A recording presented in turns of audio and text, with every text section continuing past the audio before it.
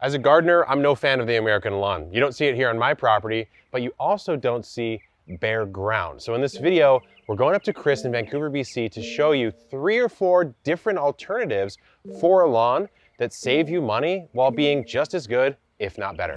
Hey, it's Chris, and I'm not a fan of traditional turfgrass lawns or bare soil in my garden either. So if you are also looking to add lushness, interest, and just to transform a blank slate area on your property, then in this video we will talk about some of the ways and also some lawn alternatives that you can implement into your garden to really boost the diversity of the plants in your garden and to also add a lot of beauty and interest that you can enjoy throughout the seasons. So in today's video, we will go over 3 fun options to kind of help you reimagine how spaces can be used to not only bring beauty to your home, but to save money, save time, and also improve the interactions that we personally have with the natural environment. Before we dive into lawn alternatives, let's first touch on why we want the ground covered in the first place. So by cover, I am referring to using lightweight mulches,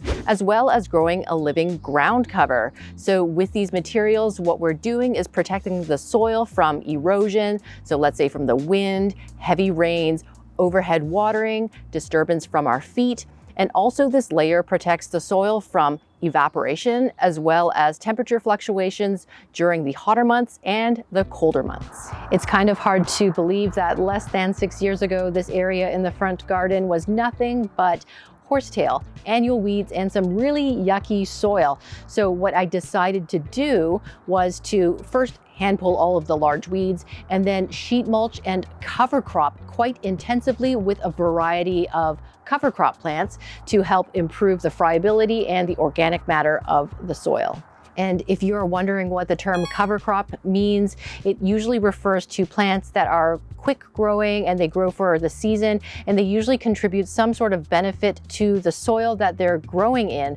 So it could be to boost organic matter or to loosen up hard soils. So in my situation, I sheet mulched, so I had the different layers, and the top layer I had about a few inches of compost where I direct sowed a whole bunch of different cover crops. And the ones that I chose provided a nice long stretch of flowers, not only for the pollinators, but for myself to enjoy, since I didn't have much going on out here the first little bit we moved in. So I had crimson clover, buckwheat, borage, and sweet alyssum. So that was really pretty. And then during the cooler months, I had a nice thick layer of winter field peas, which protected the soil from the freezing and the heavy rains that we get in our area. And then with the field peas, what I really love is the ability to chop and drop and lightly work in come spring, and that actually helps boost the organic matter in the soil. Another seasonal or shorter-lived option, especially if you don't want to go the cover crop route, is to plant a lot of native wildflowers. So with native wildflowers, because these plants are adapted to your area, they will likely germinate quite well.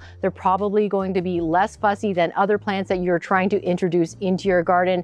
So you're probably going to see a nice area filled out if you plant those native wildflowers. So I do want to say, with wildflower seeds, refrain from buying those large bulk packets that are just kind of generic. They're probably mass produced and they may contain seeds that are overly aggressive or possibly invasive for your area. So your best bet is to shop from a local seed source. But what if you are interested in building out a longer-lived planting? Then perennial ground covers are the way to go. So after the initial planting and some TLC to help these low-growing plants get established, these plants can help you save time and money.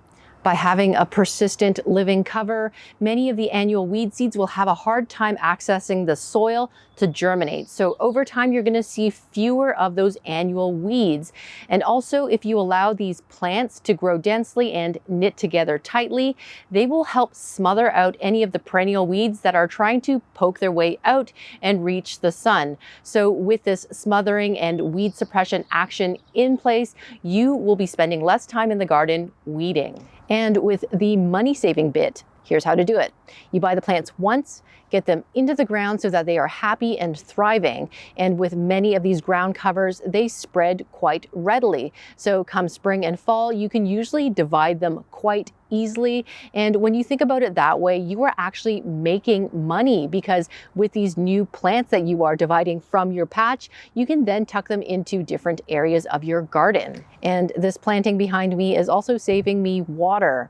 With water being such a valuable resource that we cannot afford to waste through excessive and unnecessary watering, what I've done here was select the right plants for the right conditions. So even though this is a full sun spot, I don't have to hit it with any water because I chose plants that thrive in hot, sunny conditions. So let me show you what I have growing right here that is super low maintenance and low water. With all of these plants here, I guess I drew inspiration from Mediterranean-esque plant communities. We have a lot of silvers from the Landseer. I've got cardoon, as well as some other woolly thymes, and also just different times to add different textures and also flowering times.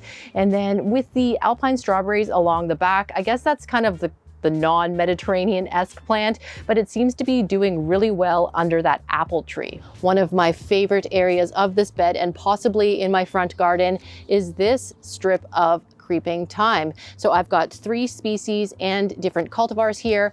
Back there, I've got the Mediterranean creeping thyme, or Thymus longicaulis, which is just wrapping up its flowering. Up next with flowers, we've got Thymus serpyllum, and then probably followed by Thymus praecox. So all of this knitted together is holding onto the soil, it's holding onto moisture, and it's also suppressing a lot of those annual weeds that I talked about earlier. And it's also really nice and soft. So if you like to step barefoot on this stuff, it's really lovely because it can handle some light foot traffic. Now, if you want to grow this type of ground cover, they are hardy down to zone 4, which is great if you live in a colder climate. But if you're like me and you get wet winters, you do have to make sure that your soil is well draining. Otherwise, these plants, which are really susceptible to root rot, will probably not make it through the winters. For gardeners with shadier areas, plants like ajuga, wintergreen, sorrels, wild ginger, and clovers can work really well. And actually, there are a lot of options once you start researching. And speaking of clover, what you see behind me isn't all grass. You may be surprised to learn that most of this lushness comes from clover.